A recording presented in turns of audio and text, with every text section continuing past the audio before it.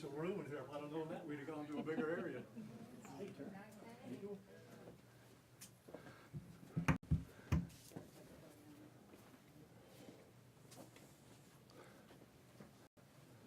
Okay, just a couple little housekeeping things here, in case you haven't been with me at a press conference. We, meaning the gentlemen that are up here, which is the U.S. Attorney, FBI, Secret Service, we're going to give you everything that we have. We're going to give you the latest updates. They're going to tell you what's going on with the investigation, everything. And then we're going to do a limited amount of questions. So make them good, all right? Don't get into what if and all this. Get legitimate questions. We got it? Yes, sir. Okay, everybody ready? Yes, sir. Okay. We're here today to give an update on the investigation in regards to the incident at Trump International. With me is the U.S. Attorney, the FBI, and the Secret Service. Just to give you a little information, as you well know, the road down there on Summit is still blocked off. It will be blocked off probably for the remainder of today and probably a good portion of tomorrow until some of the investigative things need to be done and finished. But we're accommodating people in and out, getting them to the library, getting them to the post office, so the public is not going to be that far inconvenienced. The security level at Mar-a-Lago is the highest it can possibly be now. The road closures are back in place and will remain there. The checkpoints are in place.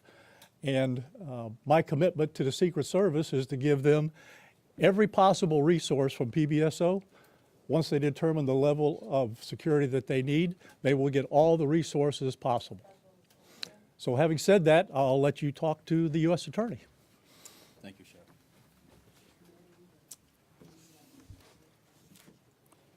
Good afternoon. Thank you for joining us today. My name is Mackenzie LaPointe. I am the United States Attorney for the Southern District of Florida. I want to start by expressing my deep gratitude to Sheriff Rick Bradshaw of Palm Beach County Sheriff's Office for hosting today's press conference and for his department's assistance with this matter. I'm truly grateful for your leadership, sir. I'm also pleased to be joined by our partners in federal law enforcement from the FBI and the United States Secret Service, and also from ATF.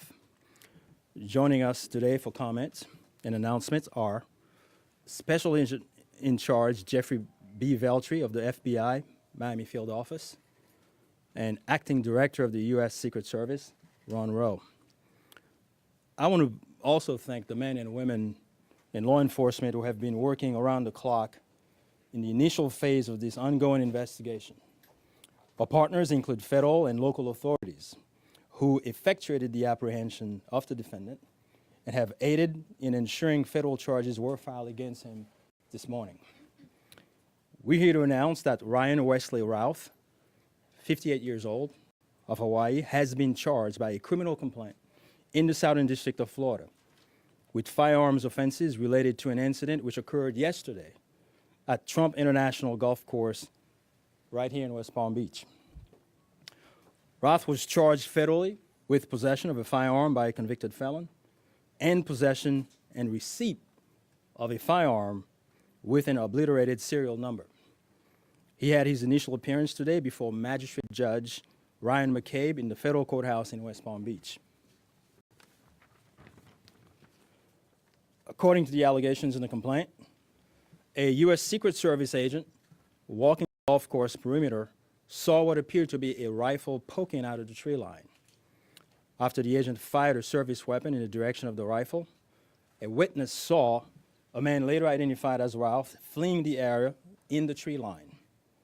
Routh was later apprehended by officers from the Martin County Sheriff's Office in coordination with the Palm Beach County Sheriff's Office.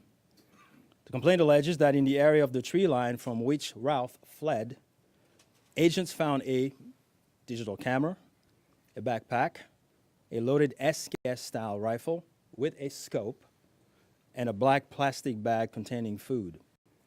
The serial number on the rifle was obliterated.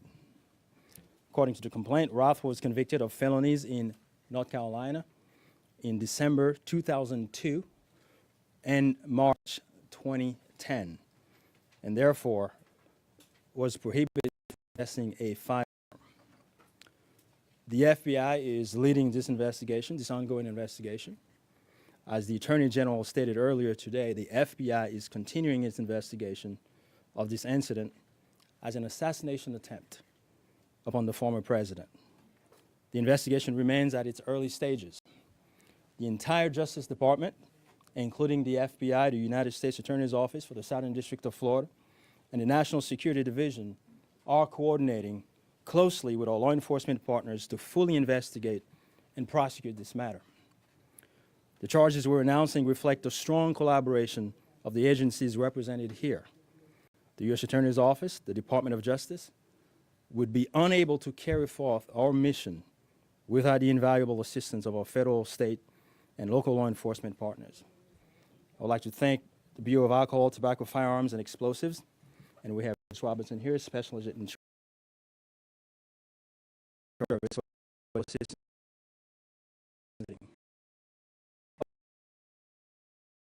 service offices for apprehending the defendant.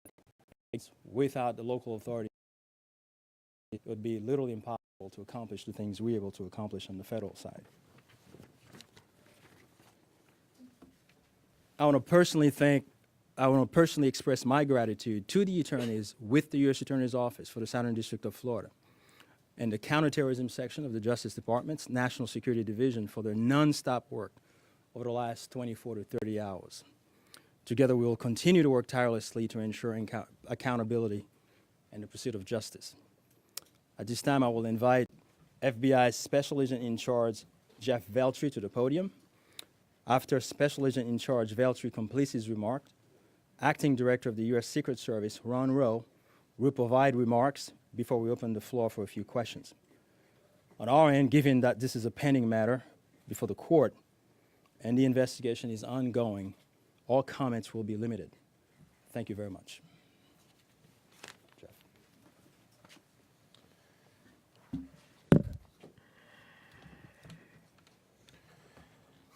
Good afternoon.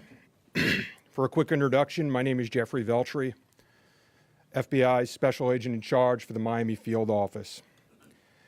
The FBI immediately responded to the scene here in West Palm Beach, Florida, and we are investigating this matter as an apparent assassination attempt of former President Trump.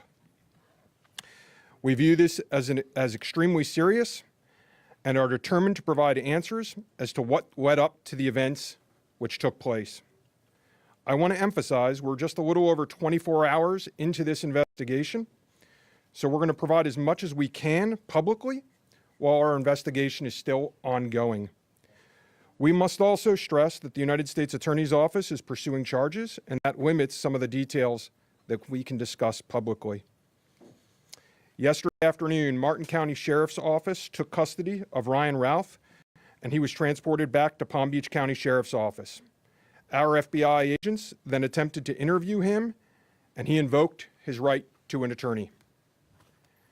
In the last 24 hours, the FBI and our partners have been dedicated to investigating the incident and utilizing all available resources. These efforts have included our investigative team and the United States Attorney's Office for the Southern District of Florida, in conjunction with DOJ's National Security Division, are actively working hand in hand to pursue and subsequently execute search warrants. Thus far, the warrants include a video recording device, subjects' cellular devices, a vehicle, and other electronic devices located at previous known addresses. We are coordinating with the United States Secret Service to complete numerous interviews of agents on scene. We have also interviewed 7 civilian witnesses at the scene, and that is just the beginning. Our FBI's Honolulu and Charlotte field offices have initiated interviews of several family members, friends, and former colleagues of the subject. FBI has deployed several specialty teams and assets from FBI headquarters and our lab division in Quantico to include evidence and critical incident response personnel. The evidence response team is collecting and processing multiple evidentiary items. These range from the rifle, which is an SKS model with a scope and obliterated serial numbers, to 2 bags, the subject's electronics, and what appears to be ceramic tiles.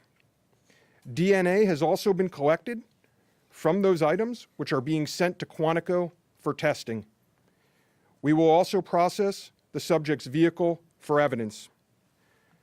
The Cellular Analysis Survey Team, what we refer to as CAST, conducted thorough analysis of the subject's cellular device locations. The CAST analysis aligns with witnesses' account of the subject's presence at the scene both before and around the time of the incident on September 15th.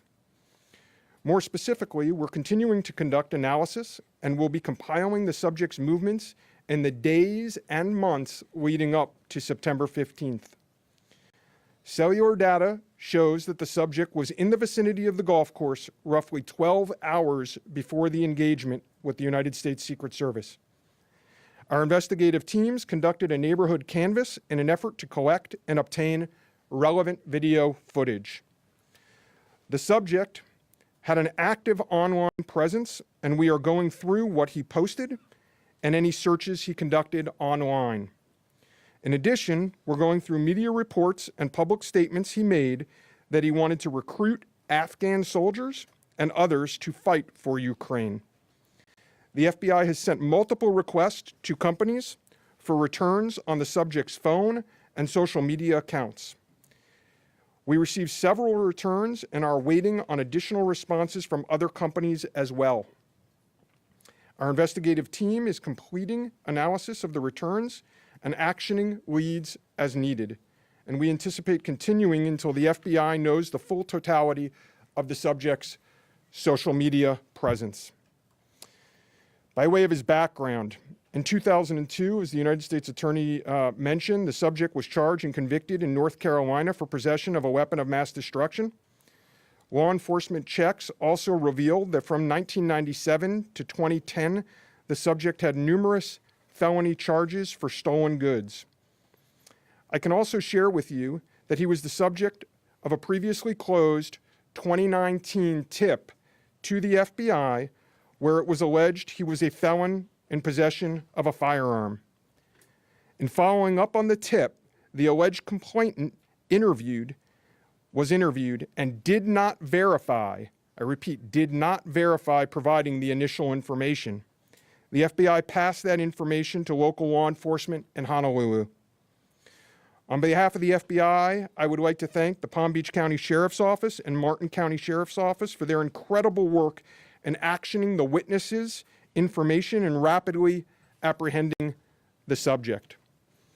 I would also like to thank the United States Secret Service, the United States Attorney's Office for the Southern District of Florida, the Department of Justice's National Security Division, the Bureau of Alcohol, Tobacco, Firearms, and Explosives, and our FBI field offices in both Honolulu and Charlotte, who have been conducting additional law enforcement activity related to the subject. Your continued partnerships have been invaluable. Oftentimes in law enforcement, we tell citizens to be vigilant and aware of their surroundings. Yesterday, a citizen provided remarkable assistance, which led to the arrest of this subject. We appreciate the public's diligence in passing potential tips and information regarding the subject and this incident to the FBI. If you have any information, please call 1-800-CALL-FBI or go online to tips, that's tips.fbi.gov.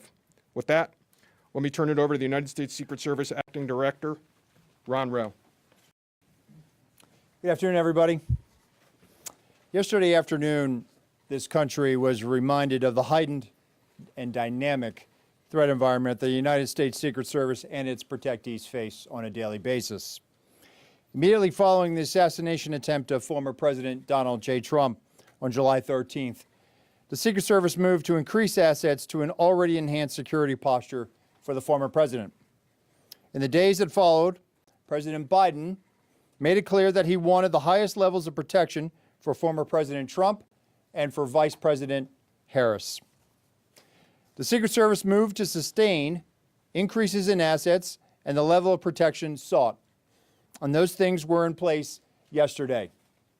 At approximately 1:30 p.m., former President Trump was playing golf during an off-the-record movement to the Trump International Golf Course. A Secret Service advance agent supporting the front edge of the agency's layered approach to protection encountered an individual attempting to secrete himself in the wood line. This happened, the alleged gunman was on the public side of the fence near the 6th green. A layered approach of security is integral to the Secret Service's protective methodologies, and it's also the key to our success. As former President Trump was moving through the 5th fairway across the course and out of sight of the 6th green, the agent, who was visually sweeping the area of the 6th green, saw the subject armed with what he perceived to be a rifle and immediately discharged his firearm. The subject, who did not have line of sight to the former president, fled the scene. He did not fire or get off any shots at our agent. With reports of gunfire, the former president's close protection detail immediately evacuated the president to a safe location. The protective methodologies of the Secret Service were effective yesterday. The former president's protective apparatus allowed for the early identification of the threat and led to a safe evacuation. The increased assets directed by President Biden were in place yesterday. These included the counter-sniper team elements, counter-surveillance agents on the exterior, counter-assault teams partnered with local tactical assets from the Palm Beach County Sheriff's Office, and counter-unmanned aerial system elements. All of these entities were present yesterday. And while all of these assets were in place, as I've said publicly, we must satisfy the basic requirements of the Secret Service's protective methodologies. In partnership with local law enforcement, we did just that. And the agents' hypervigilance and the detailed swift action was textbook.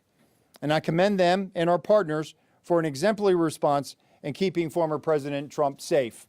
And I will tell you, having served in local law enforcement in Palm Beach County, I can state that I am tremendously impressed and appreciative for all of the efforts of the Palm Beach County Sheriff's Office and Sheriff Schneider with the Martin County Sheriff's Office.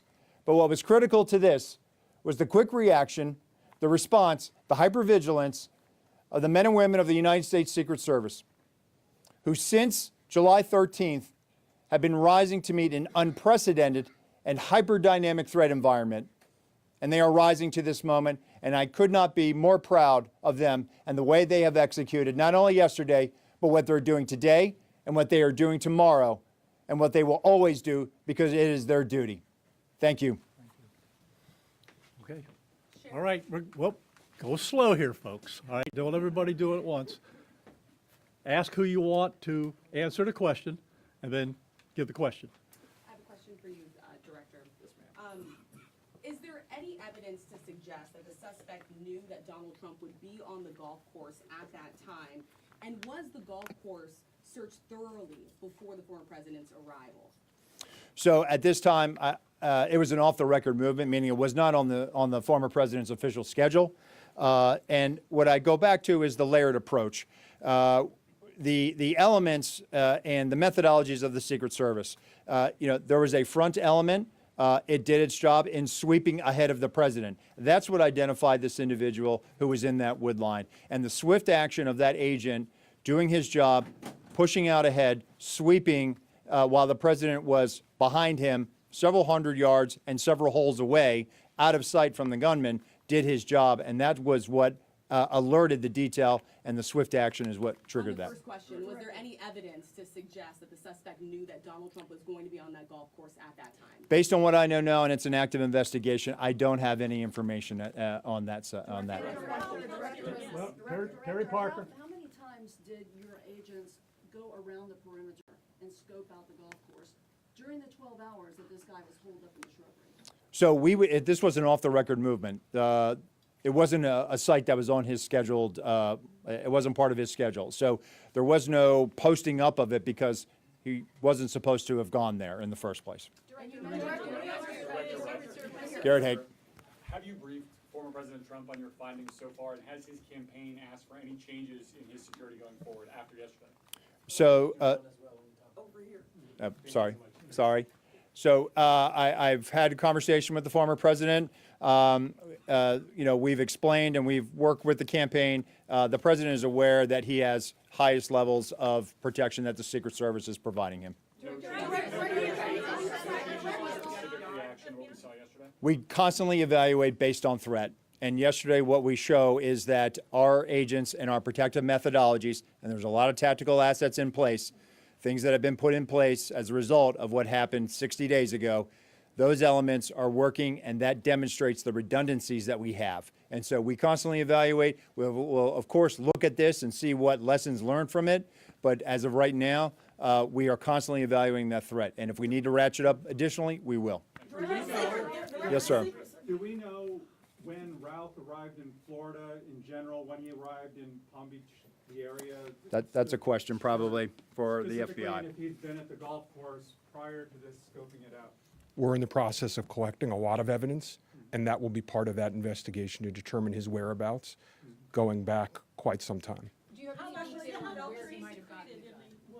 That's part of the investigation as well. Again, that's going to be a little bit challenged until we're able to determine the serial number on that gun. So we're hopeful to be able to do that. We're still looking into that. The sheriff mentioned about the highest level of protection, that they would lock down the golf course. Was that a miscommunication then, being that President Biden ordered the highest level of protection? So here's the deal. When it comes to Secret Service protection, we provide the highest level. So, for example, yesterday, counter-assault team elements. I'm not going to go into the number of personnel that we have out there, but we have the highest levels from Secret Service. When we work with the Palm Beach County Sheriff's Office, like, for example, yesterday, during that emergency action response, we had their local tactical team assets partner with our local tactical team assets. We had their helicopter up in the air, providing us 360 and situational awareness of the overhead for if there were any potential threats coming at us. So what we did yesterday was exercise our emergency plan based on the number of tactical assets and the highest level of protection that we are providing. The sheriff and I have talked. Now, clearly, when you go down Southern Boulevard right now and you try to get over to Palm Beach and you see the robust presence that's existing outside of Mar-a-Lago, the heavy uniform presence, the additional assets of the Secret Service. And for those of you that were here in 2017, when the president was in office, when you look at that footprint now and you look at it today, there's not much difference there. There is heavy uniform presence out there. And again, what I go back to is yesterday was an off-the-record movement, off the record. And the president wasn't even really supposed to go there. It was not on his official schedule. And so we put together a security plan, and that security plan worked. I know that the Secret Service has asked for additional In terms of him resources. being in the vicinity, Special Agent Daughtry, in terms of him being in the vicinity, based on his phone records, is there any evidence to show that Ralph was in the vicinity in the area before Sunday? And when you say in the vicinity, does that mean right there at that spot in those bushes, or could it have been, down the street at a restaurant? It was in very close proximity to where he was spotted by the Secret Service. In terms of your first question, whether he was there earlier, our investigation is still looking to determine that. All right, whoa. We're going to do two more. You get one. Thank you. All right? Only two more. You get one. Okay, we understand that the Secret Service has asked Congress for additional resources since the Butler rally. Have you received those resources yet? So thank you for that question. So we are working. Look, the Secret Service operates under a paradox of zero-fail mission, but also that we have done more with less for decades. And this goes back many decades, right? What I can tell you is that we have immediate needs right now, and we have great support, not only from President Biden, and you saw his public statement today, where he said that he's going to direct his staff to make sure that the Secret Service has the resources it needs. We're having fantastic conversations with members of Congress. I've been up to the Hill last week. We are continuing to have those conversations, but the long and short of it is this. Coming out of Butler, I have ordered a paradigm shift. The Secret Service's protective methodologies work, and they are sound, and we saw that yesterday. But the way we are positioned right now in this dynamic threat environment, it has given me guidance to say, you know what? We need to look at what our protective methodology is. We need to get out of a reactive model and get to a readiness model. There could be another geopolitical event that could put the United States into a kinetic conflict or some other issue that may result in additional responsibilities and protectees of the United States Secret Service. And so we are working, we are making information available to all of our partners. And I just want to say that the commitment of Congress to the Secret Service throughout the years has been tremendous. And we will continue to work with them and Secretary Mayorkas, whose support in making sure that we're getting what we need has been phenomenal. He is one of our biggest champions and our advocate. And so we're having these conversations, and I feel confident that we will get what we need. We have immediate needs. We have future needs, too. I need to make sure that our counter snipers are the best trained counter snipers in the world, that they are exactly doing what we need them to do, and that they match counterparts in the military in Tier 1 forces. And right now, we are working with Congress to make sure that we get those for our training facility. We also have a necessary need to make sure that we're getting the personnel that we have. And that requires us to be able to have the funding to be able to hire more people. You can't just give me money and say, hey, we're going to make sure that everybody gets overtime. Because the men and women of the Secret Service right now, we are redlining them. And they are rising to this moment, and they are meeting the challenges right now. And if you look back at their body of work over the last 60 days, the Republican National Convention in Milwaukee, the Republican National Convention in Chicago, a visit of Prime Minister Netanyahu to Washington, D.C., and to West Palm Beach, which Palm Beach County Sheriff's Office supported. And then we go into the presidential debate in Philadelphia last week. And for those in the media that have been to a national special security event, if you saw the National Constitution Center last week, what you saw was pretty much a mini national special security event with the number of assets that were on that perimeter. And so our folks are rising to this moment, but it requires all of us to be able to have good conversations and make sure that we're getting the Secret Service where it needs to be. And I'm confident that we will achieve that because we don't have an alternative. Success, we have to have it every day. We cannot have failures. And in order to do that, we're going to have some hard conversations with Congress, and we're going to achieve that. Last question, one more. The special agent in charge of the FBI, Yes, sir. did he act alone? Did he have some kind of help? At this point, we're still exploring that, investigating that. Our investigation will determine that.